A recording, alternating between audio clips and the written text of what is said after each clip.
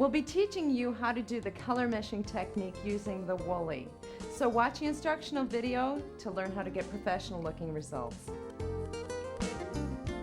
When you're doing the color meshing technique with the Woolie, to have the greatest level of success, you'll want to choose your paint colors 3 to 5 shades apart.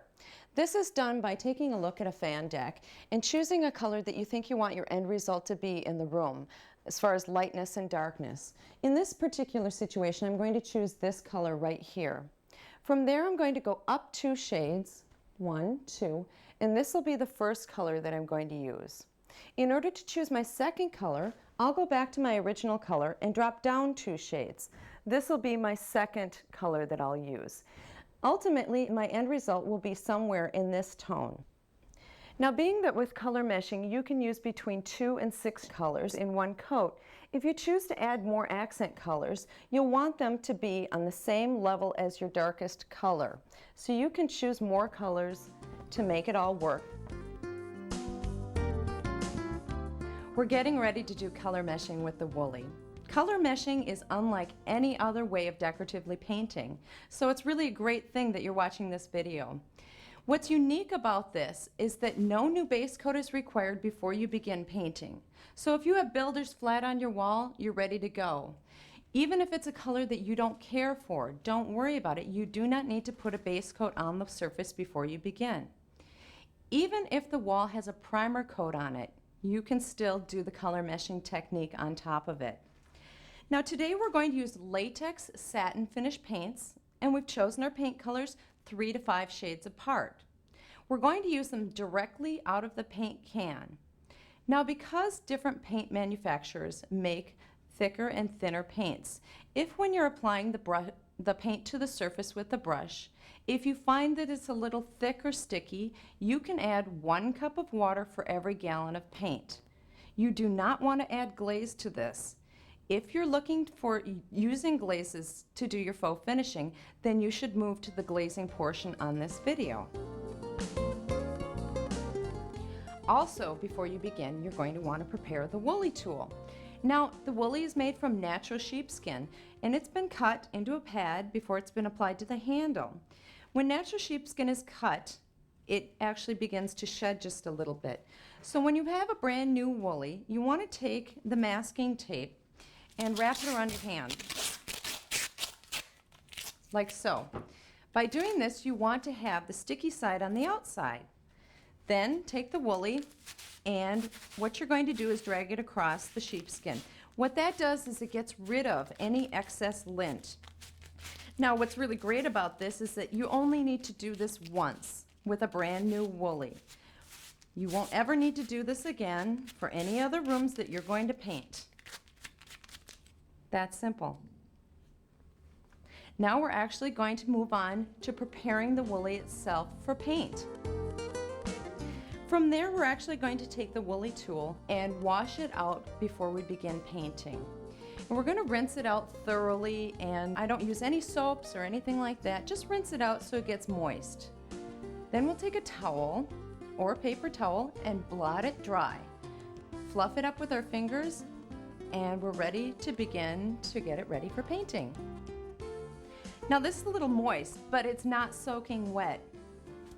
Now we're going to prime the Woolie, and that's done by taking the paintbrush and incorporating all of the different colors that we'll be doing our faux finish on the wall with.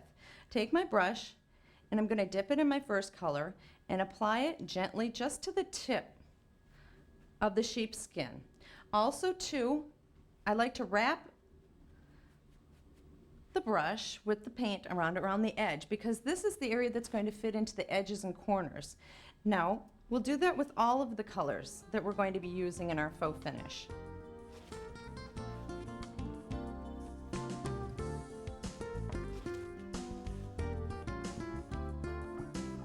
Now again, you'll only need to do this once before you begin painting. Once you've begun painting on the wall, you shouldn't need to rinse the Woolie out or do anything else. So with that, now we get to the fun part, and that's the color meshing on the wall. Okay, now we get to the fun part. We get to take this plain white wall and make it look fabulous with the color meshing technique.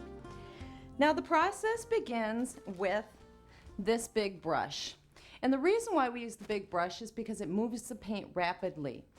I'm going to use the same brush for all of the colors that I'm going to use. I don't need to rinse it out or anything like that in between. This is not a fussy process. So I take my big brush and I'm going to dip it into my first paint color. And I'm going to apply it to the surface in heavy splotches, like so.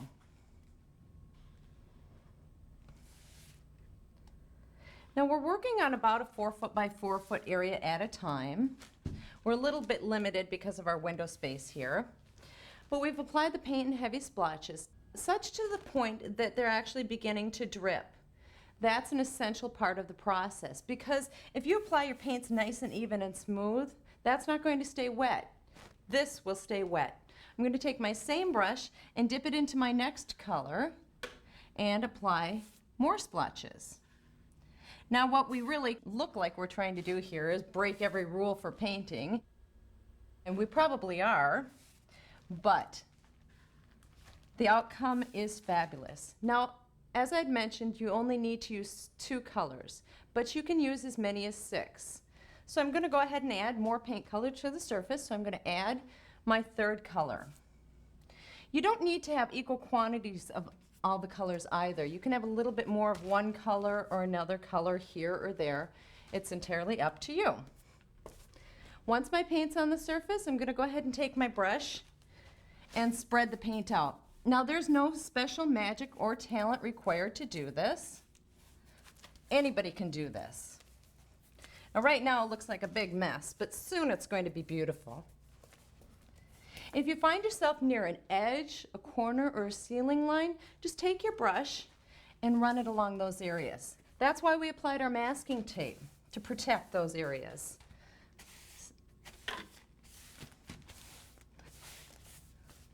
Now comes the fun part.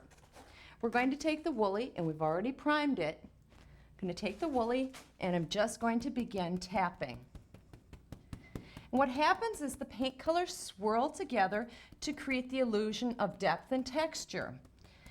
It's important to know that there is no actual texture buildup happening on this wall. When the surface dries, it will still be smooth. How much you tap will determine the amount of texture illusion that you leave behind.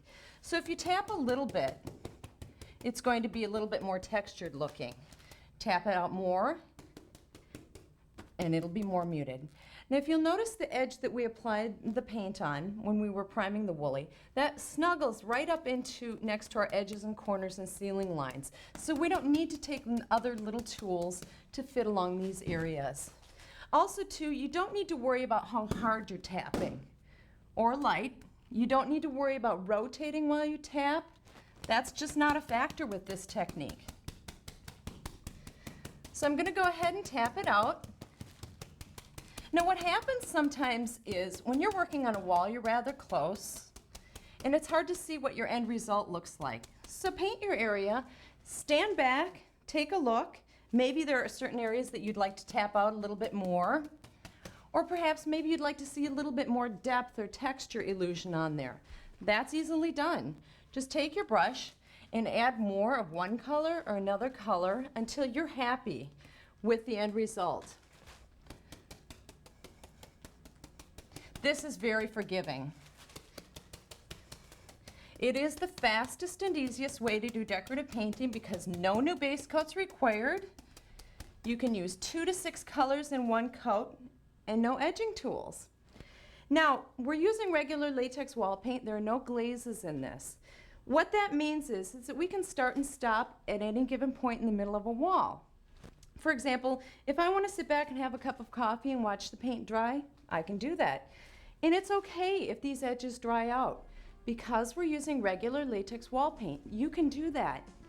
When you're ready to come back and paint the adjoining area in with it, it's ready for you. So I'm going to go ahead and continue painting the wall.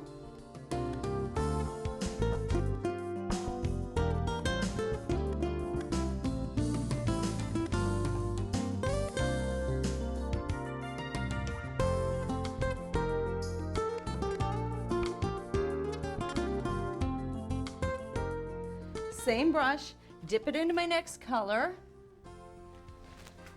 and apply more splotches. It's pretty hard to screw this one up, but if you are going to make a mistake, again, the biggest mistake that you're going to make is not applying enough paint to the surface where you actually see drips. It's kind of a strange concept at first if you've never done this technique before. Now watch closely. The paint actually begins to drip on the wall. So again, once my paint's on the surface, take the brush, spread the paint out. There's no magic or special talent required.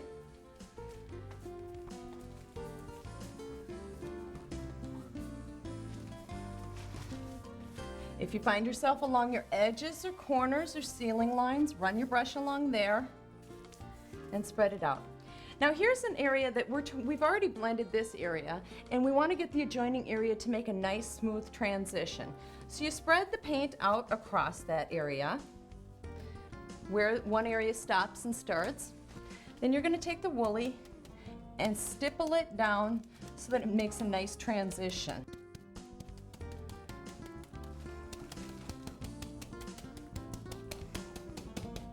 Like so. This way, you get professional looking results. You can't really see where you started and stopped.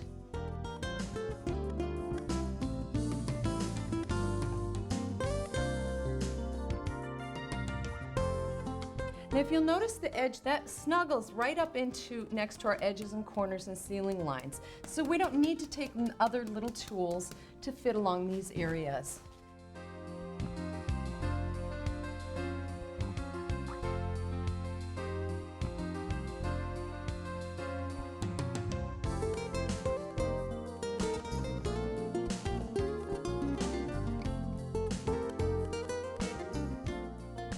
The little Woolie is designed for areas that you find that the big Woolie doesn't fit. Some areas like this, oftentimes you'll find these in kitchens and bathrooms or behind door frames. Just simply apply your paint colors. If you want to, you can even use a small brush. Take the little Woolie, and I'm just going to begin tapping.